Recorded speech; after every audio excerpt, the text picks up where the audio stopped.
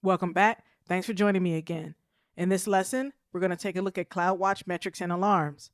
We're going to go through Cloudwatch dashboards. We'll look at exploring metrics and adding widgets. We'll talk about creating alarms, and we'll take a look at SNS triggers. So the first thing we're going to do is look at how to create a dashboard. So in our AWS Management Console, I've already navigated to Cloudwatch, and I'm going to go ahead and click on Dashboards. So we're going to go ahead and create a new dashboard, and I'm going to go ahead and call this dashboard Essentials Dashboard. I'm going to click the Create Dashboard button. And notice that you have different types of widgets that you can select for your dashboard. You have line-based, stacked, based on number, and based on text. We're going to go ahead and select line and click Configure. And notice that we have a list of metrics here. The metrics that you see are based on the resources that we've actually deployed within this AWS account.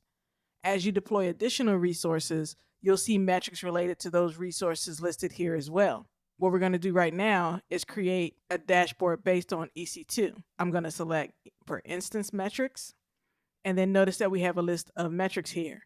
So what we're going to do is take a look at a pretty common metric, which is CPU utilization. So I'm going to check the box next to that. And notice that you have different time periods that you can set. So you're going to select the time period that makes the most sense. So just to take a quick look, I've had this EC2 instance running for a while, and notice that you can see the metrics over the course of a week. And then you also have the ability to set a custom timeline as well. So you have to think about what metric makes the most sense and then create your dashboard based on those metrics. I'm going to go ahead and select a 3-hour time period.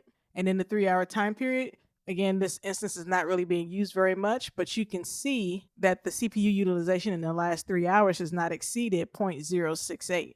Now we could take this percentage and set a Cloudwatch alarm that would trigger anytime the CPU utilization went above this percentage and display it within Cloudwatch. We could also trigger an SNS topic based on that. We're going to leave this set to 3 hours, but let's take a look and see what happens when you add an additional metric to that dashboard.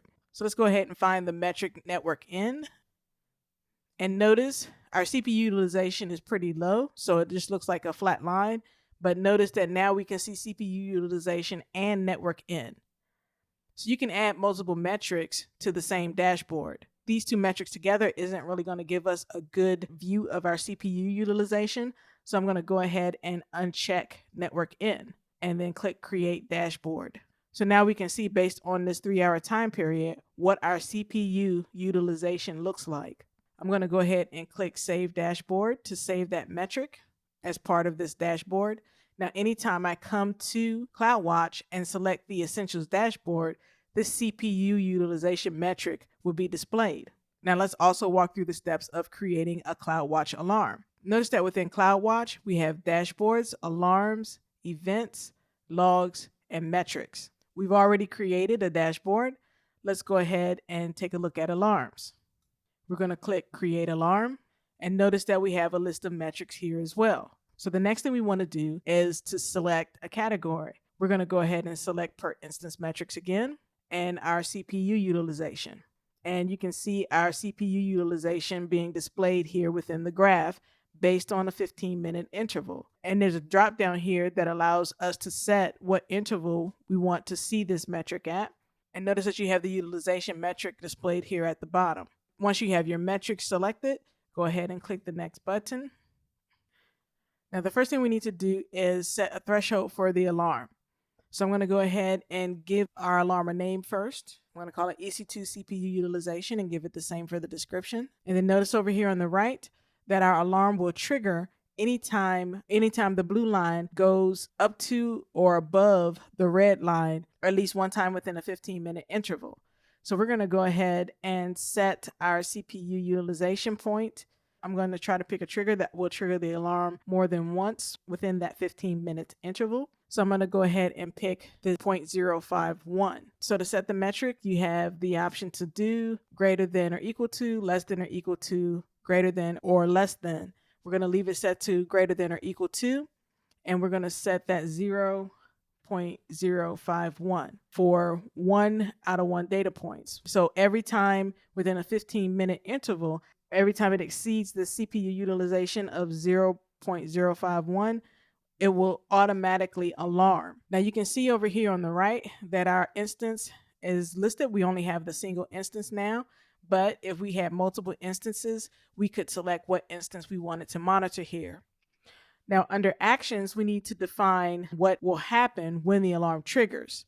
Now under alarm, you can select which state it should be in when it takes an action. So we wanted to take action when it's in an alarm state. Under send notification to, our SNS topics that we created previously will display in this list. So we would then select who we would want to have notified whenever this alarm is triggered. So I'm going to send this notification to our Essentials Autoscaling group. It shows me the list of email addresses that are in that notification list, which are fine. If it's in an alarm state, I could create an additional action for it to take based on that alarm state. So as an example, if it were to alarm, I could trigger an autoscaling action. Now we haven't talked about autoscaling at this point, but autoscaling would cause additional EC2 instances to launch to help balance out that CPU utilization. Once I set all of the actions, then I would go ahead and click Create Alarm. So when you first create the alarm, it's going to have an insufficient data state. It hasn't collected enough data for it to determine if it should trigger an alarm or not. Once it collects enough data points, then it would actually change the state to OK until an alarm point is actually triggered.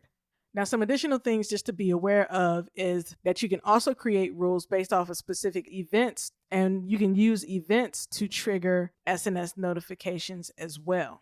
So now that we've created dashboards and alarms, we want to make sure we keep track of our billing just in case we do any tasks that will actually cause us to be billed. Like as an example, being billed based off of the dashboards that we've created, or if we set alarm metrics that were very low and caused us to be billed.